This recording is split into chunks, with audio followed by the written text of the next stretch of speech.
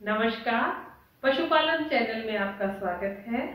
आज का हमारा ये वीडियो पशुपालक भाइयों के लिए तो है ही, साथ ही उन भारत के समस्त नागरिकों के लिए है जिनकी उम्र 16 से 59 वर्ष के मध्य है तथा जो सरकारी, अर्ध सरकारी या पंजीकृत संस्था में काम नहीं कर रहे हैं। यानी हमारे सभी पशुपालक भाई तो इसमें आ ही रहे हैं, साथ ही हमारे आसपास जो श्रमिक काम कर रहे हैं, जो असंगठित क्षेत्रों में काम कर रहे हैं, उन सब के लिए ये योजना है।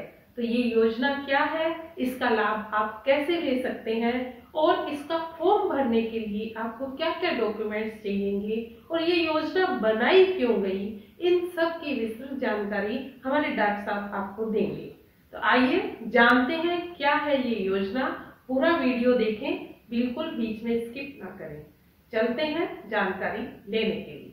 साथियों नमस्कार, पशुपालन चैनल पर योजनाओं की इस सीरीज में आज फिर से लेकर हम आए हैं आपके लिए एक नई योजना। आइए देखते हैं क्या है वो योजना। साथियों, ये योजना पशुपालकों के लिए तो है ही, पशुपालक के साथ में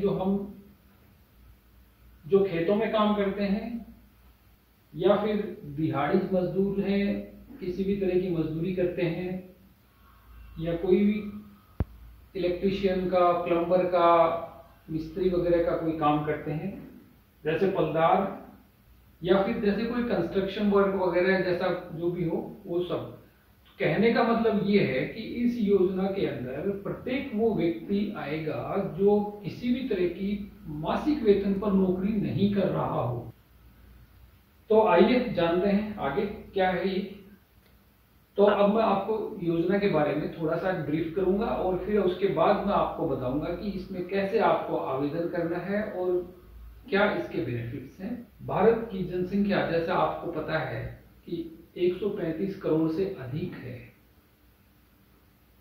इन 135 करोड़ में से 50 करोड़ लोग श्रमिक हैं। जैसे मैंने अभी बताया ना कि भी जो मासिक वेतन पर कार्य करते हैं, चाहे कैसा भी करते हैं, श्रमिक का मतलब श्रम करते हैं। श्रम सिर्फ शारीरिक श्रम ही नहीं होता, मानसिक श्रम भी होता है। जो दिमाग से बैठ करके पेन से काम करते हैं वो भी श्रम में ही आता है। ऐसे लोग जो मासिक वेतन पर किसी सरकारी या अर्ध सरकारी या पंजीकृत संस्थाओं में काम करते हैं, यानी जिनका पीएफ वगैरह कटता है, तो ऐसे लोग हैं, वो है, उनको हम संगठित क्षेत्र कहते हैं। और ऐसे भी बाकी जो शेष बच जाते हैं वो सारे असंगठित क्षेत्र के लोग हैं। वो असंगठित क्षेत्र के लोग जो हैं वही लोग प्राकृतिक आपदाओं में सबसे ज्यादा प्रभावित होते हैं।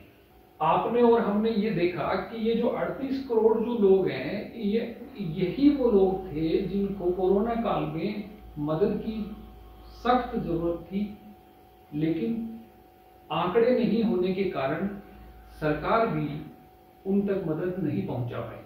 और इसी वजह से सितंबर 2021 में अपने केंद्र सरकार ने इन 38 करोड़ लोगों के लिए ये योजना बनाई। और इस योजना में सामाजिक सुरक्षा और कल्याणकारी योजनाओं का सीधा लाभ पहुंचाने के लिए एक पोर्टल तैयार किया है जिसका नाम है ई श्रम पोर्टल। ये ई श्रम पोर्टल जो है, इसके ऊपर इन सब 38 करोड़ लोगों का रजिस्ट्रेशन होना है। और इनको रजिस्ट्रेशन होकर के जैसे हमें एक हमारा आधार कार्ड मिला हुआ है, पैन कार्ड मिला हुआ है, उसी तरीके से ये एक यूएएन कार्ड जारी होगा इनको। यूएएन का मतलब यूनिवर्सल अकाउंट नंबर, यानी वो पूरे भारत में वो नंबर एक ही होगा। और उस एक नंबर से, जैसे हम अपने आधार कार्ड के नंबर से जाने जाते हैं, उस तरीके से वो जो श्रमिक हैं वो उस नंबर से पहचाने जाएंगे। तो ये जो ई श्रम कार्ड है, इसको बनाने के लिए और ये सब कार्यवाही करने के लिए उद्देश्य क्या रहा सरकार का, वो देखते हैं हम। उद्देश्य में इसमें सबसे पहले तो सभी असंगठित कामगारों का आधार से जोड़कर केंद्रीयकृत डाटाबेस बनाना। अपना आधार कार्ड तो पहले से बना हुआ है और उसी आधार कार्ड से इंफॉर्मेशन लेकर के और फिर एक नया डाटाबेस सिर्फ श्रमिकों का इसके ऊपर बना है। विभिन्न सामाजिक सुरक्षा और कल्याणकारी योजनाओं के लाभ दिए जाने हेतु जानकारी साझा करना। मतलब ये होगा कि जैसे जो भी राज्य सरकार है, केंद्र सरकार है या फिर कोई एनजीओ है, वो अगर ऐसे लोगों को किसी भी तरह की मदद पहुंचाना चाहते हैं या उनके लिए कोई योजना लाना चाहते हैं, तो उनके साथ में ये जो डाटा है इसको शेयर किया जाएगा।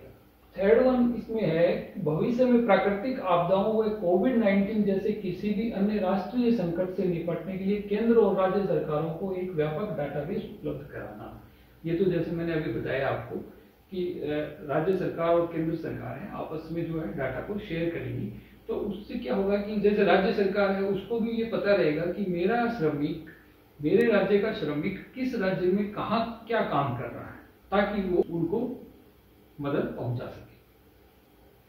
ई श्रम पोर्टल में पंजीकरण की योग्यताएं क्या होंगी?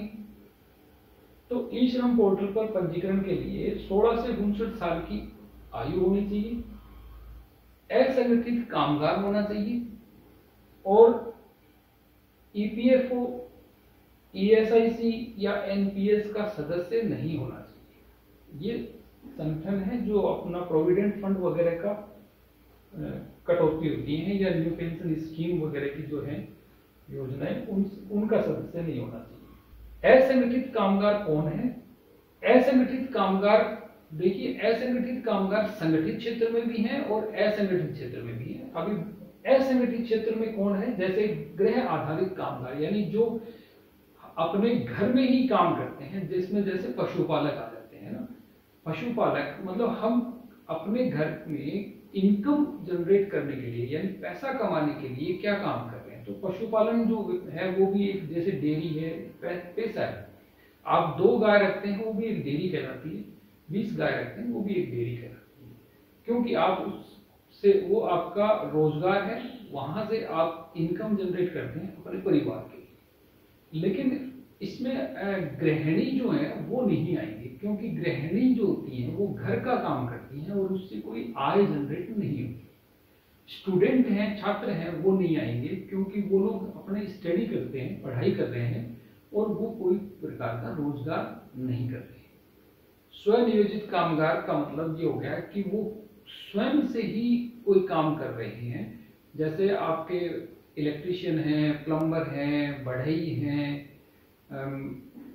पापड़ मंगोड़ी वगैरह, ये सब जो हाथ से बना करके वो जो बेचते हैं, उस तरीके के ये रोजगार हो गए, नाई हो गया, इस तरह से।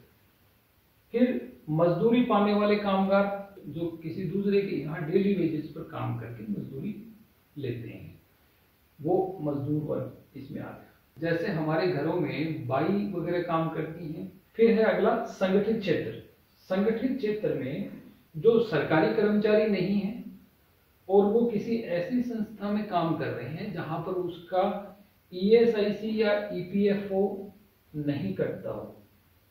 ईएसआईसी मतलब एम्प्लॉय स्टेट इंश्योरेंस कॉर्पोरेशन या एम्प्लॉय प्रोविडेंट फंड ऑर्गेनाइजेशन का सदस्य नहीं है। सीधी सी बात यह है कि जिसका एसआईपीएफ नहीं करता है वो।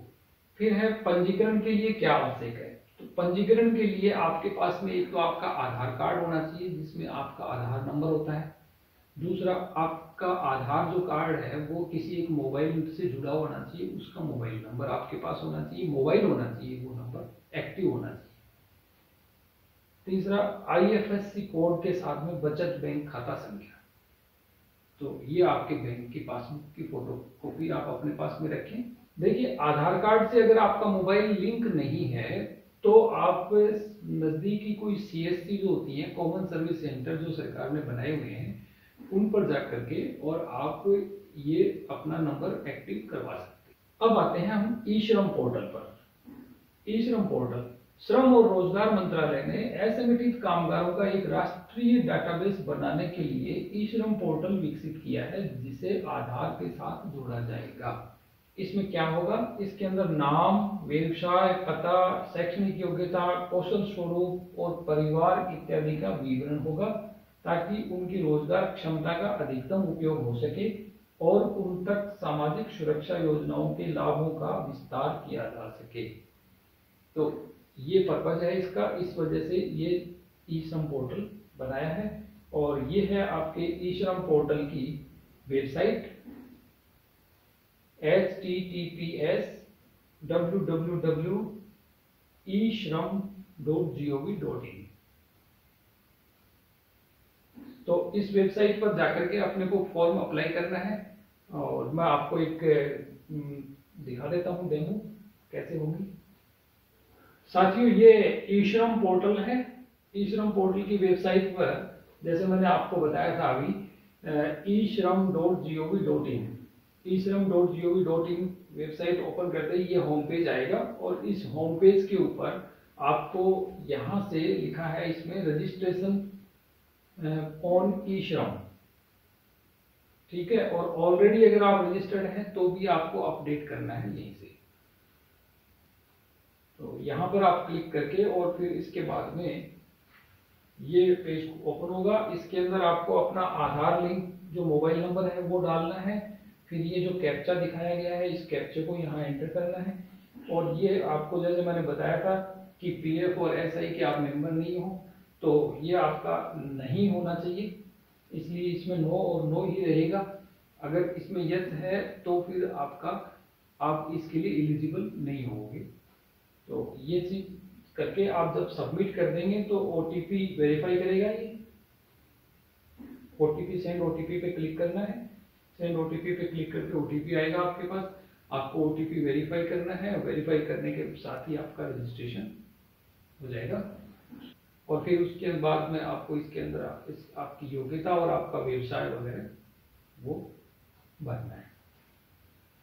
तो ये आपको मैं कहूँगा कि आपको ये अवश्य ही भरना चाहिए, क्योंकि इसको भरने से एक तो आपको 2 लाख का इंश्योरेंस, एक्सीडेंटल इंश्योरेंस गवर्नमेंट की तरफ से फ्री है, सिर्फ रजिस्ट्रेशन करने मात्र से। बाकी लाभ आपको मैंने जैसे पहले बताई थी।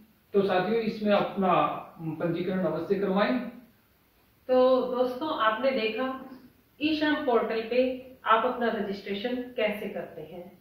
आप अपना भी करवाइए और अपने आस पड़ोस में बहुत सारे हमारे असंगठित क्षेत्र के श्रमिक आपके पास होंगे। कोई बाइयां काम कर रही होगी, कोई ठेले वाले होंगे, कोई नाई होगा, कोई चमड़े का काम करने वाला होगा। यानी हमारे चारों तरफ ऐसे बहुत सारे बिखरे पड़े हैं, उनको भी आप इस योजना में जोड़े। उन्हें बताएं कि अगर उनसे खुद से नहीं होता तो पास के किसी भी आप ई मित्र पे चले जाइए। सब जगह ये फ्री सरकार ने कर रखा है। आपको लेकर के क्या जाना है, सिर्फ ये 3 चीजें लेके जानी है। आधार नंबर वाला आपको मोबाइल लेके जाना है, आधार कार्ड लेके जाना है और बैंक अकाउंट डिटेल यानी पासबुक लेके जानी है। सरकार आपको सीधे इसमें सहायता पहुंचाने वाली है। जब आपको यूएएन नंबर मिल जाएगा तो उससे आपको डायरेक्ट आपके खाते में जब भी कोई सरकारी सहायता होगी वो डायरेक्ट आपके पास पहुंचेगी, किसी माध्यम से नहीं पहुंचेगी। इसलिए अपने आसपास के असंगठित क्षेत्र के श्रमिकों को रजिस्टर्ड करवाएं, आप खुद भी करें। धन्यवाद, नमस्ते।